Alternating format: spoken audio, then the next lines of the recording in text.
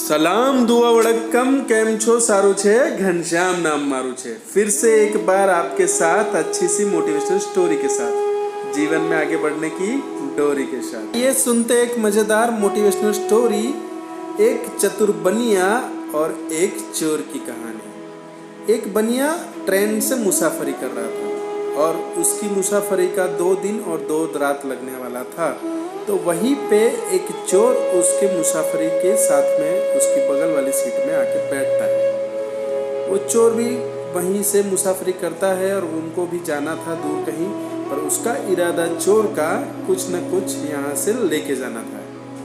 बनिया देखते ही चोर को समझ चुका था कि कुछ न कुछ गलत होने वाला है, ये बंदा मुझे ठीक नहीं लग रहा है।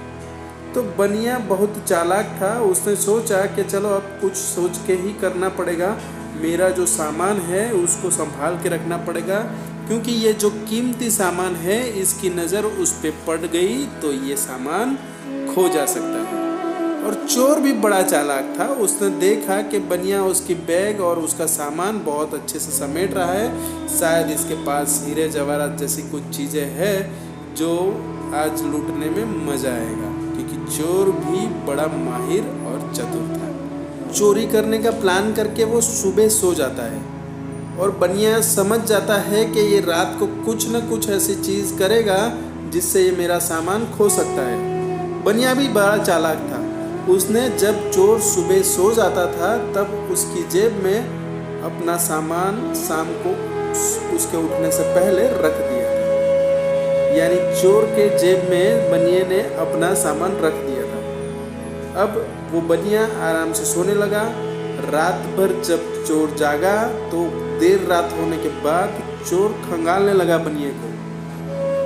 चाहे जितना खंगाल ले बनिए को, चोर के हाथ में कुछ नहीं आने वाला था, क्योंकि जो चीज चोर के पास बनिए ने रखी थी वो चीज बनिए के पास वो ढूंढ रहा था। यानी कुछ मिलना नहीं था, संभव हो गया था।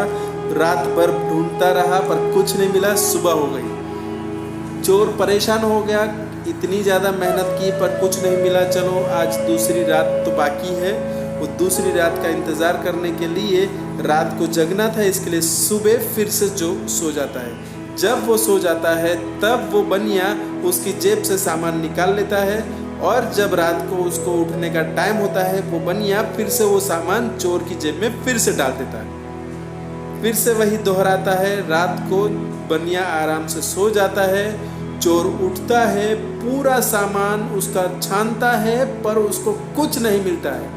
यानी चोर अपने बाल नोचने लगता है कि यार ये मैं इतना बड़ा चोर हूँ और मुझे ये बनिए के पास कुछ मिलना चाहिए, इसकी जगह कुछ नहीं मिलता है, ये क्या हो रहा है मेरे पास।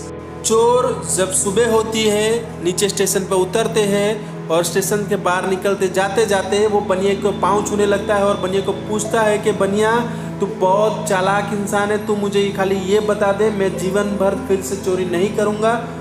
तूने ये अपना सामान कहाँ छुपा था? मैं 2 रात तक इसे ढूंढता रहा पर मेरे हाथ कुछ न लगा। आज तक के मेरे करियर में इतनी नाकामयाब मुझे कहीं नहीं मिली है। और तब बनिया ने मुस्कुराते कहा कि भैया जब तू कर रहा था चोरी का अंदाज़ा मुझे पहले से ही आ गया था और मेरा पूरा कीमती सामान मैंने तेरी जेब में ही डाल दिया था। यानी तेरे पास ही वो सामान था और तू ढूंढ रहा था मुझे। ढूंढा, पूरा सामान मेरा छान लिया पर तुझे कुछ नहीं मिलना था क्योंकि सब कुछ था तेरे पास ही। तो दोस्तों ये मोटिवेशनल स्टोरी में से 2 तरीके सीखने को मिलता है। बनिए की तरफ से देखना जाए, चाहे कितनी भी बड़ी प्रॉब्लम हो उसका सॉल्यूशन तुम्हारे पास है और है। और दूसरा चोर की तरफ से ढूंढा जाए कि चाहे आप कितनी भी कोशिश कर लो तक आपके पास छुपी हुई अपॉर्चुनिटी को तुम ढूंढोगे नहीं तो सफलता आपको मिलनी नहीं है।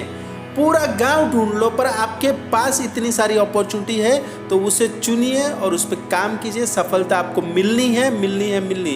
चोर उसकी अपने आप को चेक करने की जगह बनिए को चेक करता रहा और उसे निष्फलता मिलती रही।